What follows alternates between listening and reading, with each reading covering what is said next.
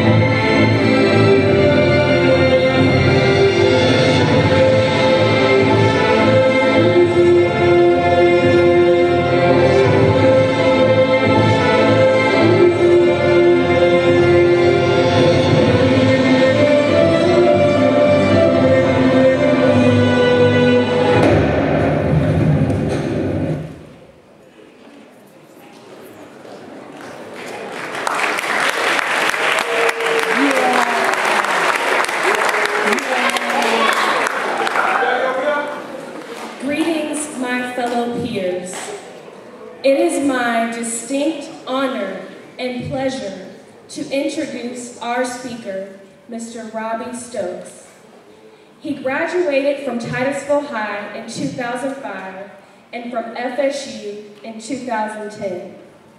While here at THS, he was involved in numerous extracurricular activities. In 2005, he was the first African-American THS student body president and on the homecoming court. He was homecoming king, prom king, and Mr. THS.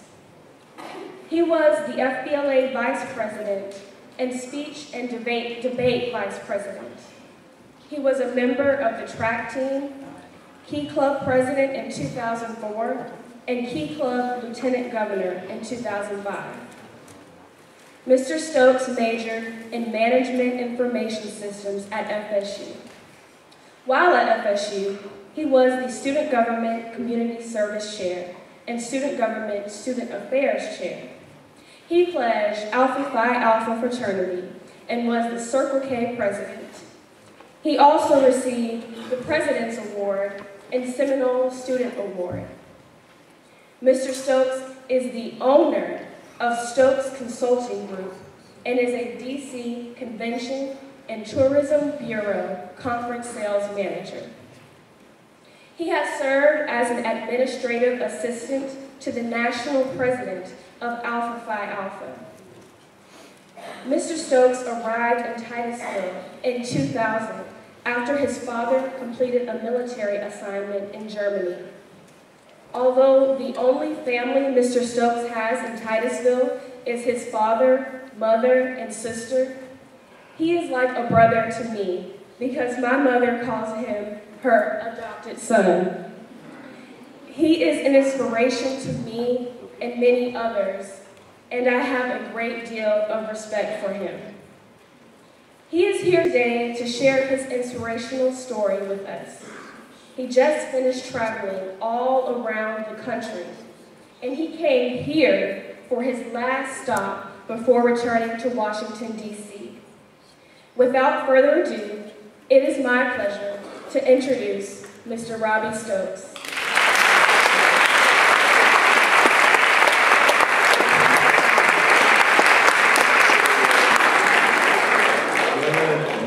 Good morning. It feels so great to be back home, where it all started. All these familiar faces, some new faces. Things have definitely changed since I've been here. Is Miss Amani still playing with dead cats? And I promise you, Mr. Diesel, quite frankly, played a stunt double for Arnold Schwarzenegger in many of his movies. It feels so good to be back. I've done a lot of things over the past few years, and the inspiration for me to come back all stems from my roots. All the things that I was taught, all the experiences that I learned, but most importantly, all the people that I had the opportunity of meeting. So just let me give you a little story of what I've been going through for the past 7 years since I've been at THS. I went to Florida State. Do we have any future Florida State Seminoles in the house? I went to Florida State and I obtained my degree in Management Information Systems. I started off as computer engineering. Of course, we're all here sitting at the Cape. We're all here at NASA, so we all have some kind of root, some kind of ties to technology. So I said, you know what? I kind of want to be a scientist or an astronaut or one of those scientific guys who wear the thick glasses. Like, I wanted to be the smart guy. So then I went and tried computer engineering, but I said, you know what? That's not quite me. I'm more of a people person. I can't sit behind a computer screen all day. So that's when it changed over to MIS. And then just throughout my college journey, met a lot of interesting people. Matter of fact, I have one of my fraternity brothers with me here today. And it's just those type of relationships are the relationships that mean the most. Because after everything that I've done, after everything, all the places I've been, all the people that I've met, I can still look at some of these experiences and still look at some familiar faces. That's how I know that these people were deserving, and I feel humility that they're in my life.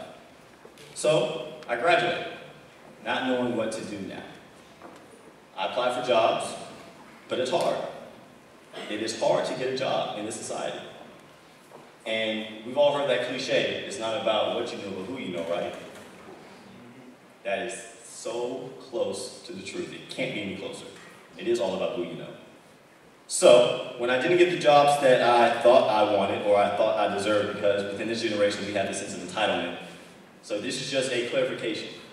Just because you have a high school diploma and just because you have a college degree does not guarantee you a job out the gate.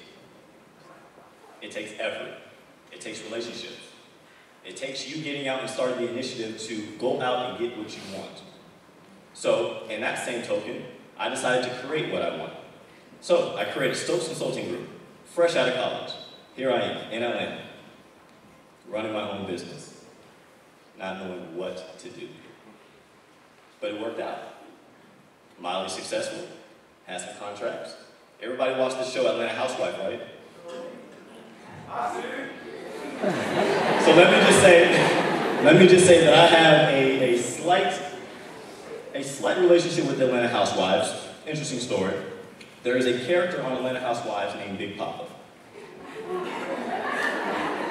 Big Papa owned the mall that my client was housed in.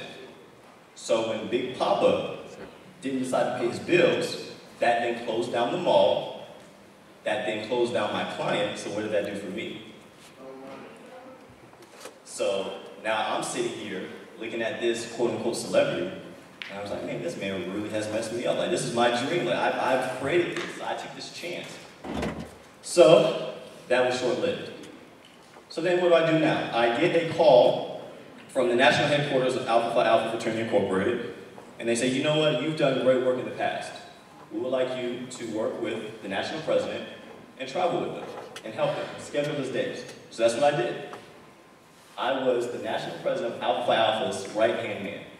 And the experiences that I learned with that whole tenure of working with him were amazing. We've all heard about the new Martin Luther King Monument, right? That's in DC. Have you guys heard about that? Nod your head, yes. Well, I got to travel to China. It was made in China. It has a sticker on the bottom of it. Just kidding. It was made in China, and I got to travel to be one of the first Americans to see it in completion and have dinner with the sculptor of the monument. And I'm sitting here, I'm 22 years old. It's like, this is amazing. So then I come back and I travel all around the country, and I'm meeting this person and that person and this person. But then, as all great things, that had to come to an end. So we had to part ways for personal reasons, and I was left stuck again. I have a MIS degree, I started a business, didn't work out too well. Now I'm in this position, I need growth, so now I need to go off and find something else. So I end up in DC, and I start working for the DC Convention and Tourism Bureau, conference sales manager, fancy title. Basically, anytime there's a convention that comes to DC, they go through my department, and I tell them where to go, where to eat, how to have fun. So I work with all the major corporations and associations on the East Coast. So again, this is just more of an opportunity. Now I'm 23. So how did I get this job? So now here I am with you today. I turned 25 yesterday, and with that, thank you. With that, I wake up in LA, and I get a call from the United States Congress, and I get a job offer from the United States Congress House of Representatives. Dear Robbie Stokes, we are pleased to offer you this position as the event coordinator for Congresswoman Eleanor Norton of the District of Columbia. I'm 25 years old. Now I'm working in Capitol Hill in Congress. So what was the common thread throughout all this? How did all this come about? The one thing that I didn't mention were the relationships that I had along the way. So let's go back. I left college to start my own business. There was a gentleman that I met in 2009. He was 68. I walked up to him. We were working together at the convention, and I walked up to him and I said, hello, my name is Robbie Stokes. Anything that you need, let me know. I'm here to serve. He was like, wow, I've never had a young person come up to me and say that before. Usually they always want something. So from that point on, that 60-year-old man became my best friend. He served 2 military tours in Vietnam. His boss, when he first joined the military, was Colin Powell. When he went to school in Tuskegee, he was classmates with Lionel Richie. He told me this story about how Lionel Richie was sleeping in class because back then when the Commodores used to play at night, they would come to class and they would fall asleep. He inched over to him. He was like, hey, you need to pay attention. That music stuff's not going to get you anywhere. But all these stories, all these amazing things, and I learned so much from him. This is a 68-year-old man. And from that time period, we have been inseparable. So when I moved to Atlanta and I started my business, guess where that first contract came from? That 68-year-old military colonel. I was working for his company. He was like, I believe in you.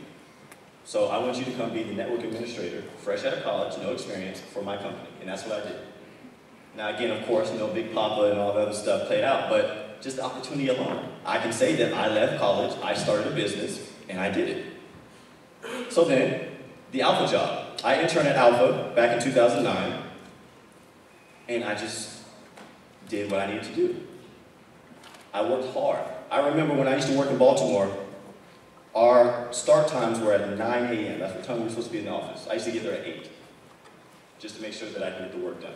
Not only that I get there early, I also lived the furthest. I lived an hour away. I had to take an hour bus there and an hour bus back home every single day. Everybody else lived 15 minutes away, but I was there first, and I was there latest.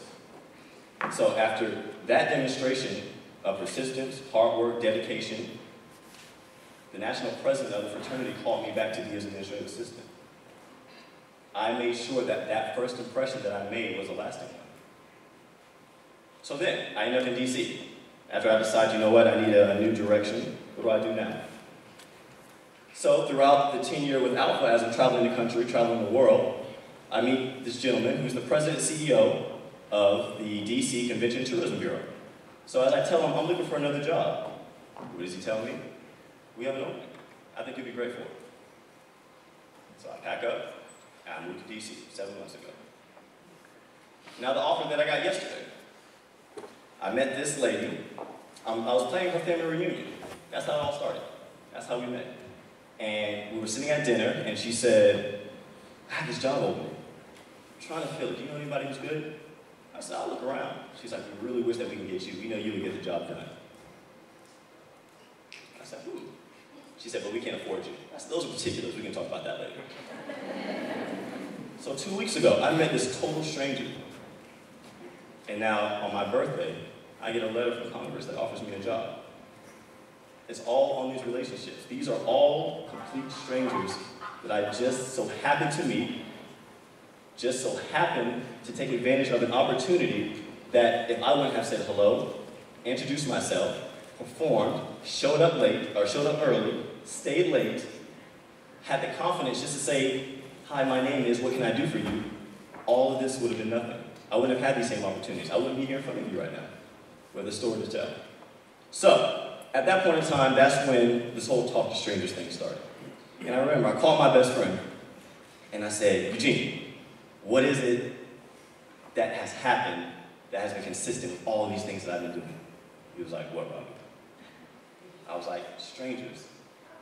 I've turned complete strangers into friends, no matter the age, race, background, social, economic status.